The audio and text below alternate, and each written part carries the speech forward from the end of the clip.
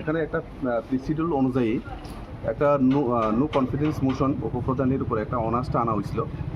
তো সেই মোতাবেক ডিস্ট্রিক্ট পঞ্চায়েত অফিস থেকে আমাকে প্রেসিডেন্ট অফিসার বানানো হয়েছে একটা অর্ডার মূলে। তো আজকে এই অর্ডার মূলে আমি এখানে এসে মিটিংটা করে নিলাম আর কি। সব পঞ্চায়েত মেম্বারে আজকে উপস্থিত হয়েছে এই মিটিংয়ে। কতজন অনাস্থার পক্ষে? হ্যাঁ, অনাস্থার পক্ষে কতজন মেম্বার ছিল? অনার্সটার পক্ষে এটা তো আমরা পরবর্তী সময় আমরা ডিক্লেয়ার করে দেব।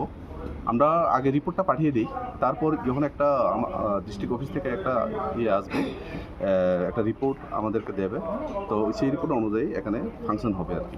আজকে কি শুধু উপপ্রধানের বিরুদ্ধে অনাস্থা? হ্যাঁ, শুধু উপপ্রধান।